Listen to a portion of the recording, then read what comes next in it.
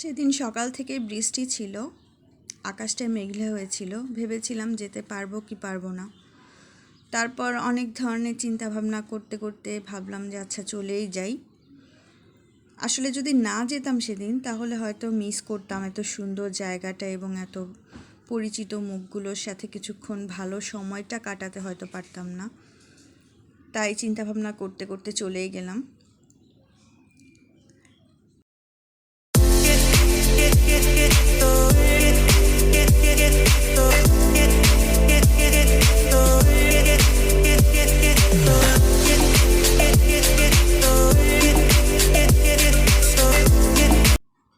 দেখে নিশ্চয়ই বুঝে গেছেন আমরা কোথায় গিয়েছিলাম। আমরা গিয়েছিলাম ওয়েল অ্যাগ্রো অ্যান্ড ডেইরি ফার্মে। জায়গাটা এত সুন্দর এবং সারাদিন কাটানোর জন্য এত ভালো একটা স্পেস তৈরি করা হয়েছে যে আমার খুব ভালো লেগেছে, তাই আপনাদের সাথে আজকে শেয়ার করছি। শুরুতেই আমার দেখা হয়ে গেল কিছু প্রিয় আপুদের সাথে এবং তাদের সাথে ছবিগুলো তোলার পালা শেষ করে নিলাম। এরপর ঘুরে ঘুরে দেখছিলাম বাগানটা এত সুন্দর। এক সাইডে এখানে ড্রাগনের চাষ করা হয়েছে, ফুল গাছও ছিল কিছু। ঝিঝি পোকার ডাক শোনা যাচ্ছিল। আজকাল তো শহরাঞ্চলে তেমন একটা ঝিঝি পোকার আওয়াজ পাওয়া যায় না।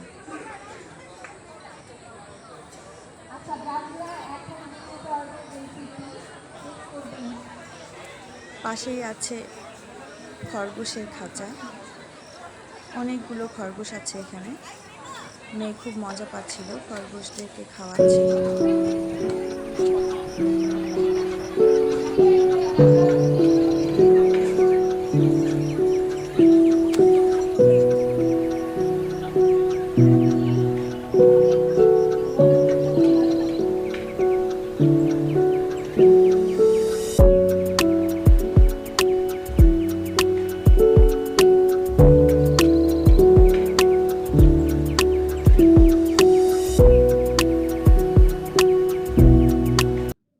সন্ধ্যা হয়ে যাচ্ছিল, আর যেহেতু সেদিন মেঘলা ছিল পরিবেশটা, তাই আমরা কিছু ফটো তুলে নিলাম। এত সুন্দর জায়গায় গিয়ে যদি ছবি না তুলি তাহলে কি ভালো লাগে? তাই আমি আর মেয়ে দুজনেই সেই সুযোগটাকে কাজে লাগালাম। অনেক সুন্দর এসেছিল ছবিগুলো। সন্ধ্যা নেমে আসার সময়ও ছবিগুলো খুব ভালো আসছিল, আলো আঁধারির মাঝে আমাদের মা মেয়ের ছবি। এবার নিশ্চয়ই আপনারা বুঝে গেছেন আমি গিয়েছিলাম শুটকিজ আয়োজিত হুনি রাধুনুত গুণী হন এর প্রতিযোগিতার ফাইনাল প্রোগ্রামে। এবারের ঈদের ছুটিতে আপনারাও পরিবার বা বন্ধুবান্ধবদেরকে নিয়ে বেরিয়ে আসতে পারেন জায়গাটা থেকে।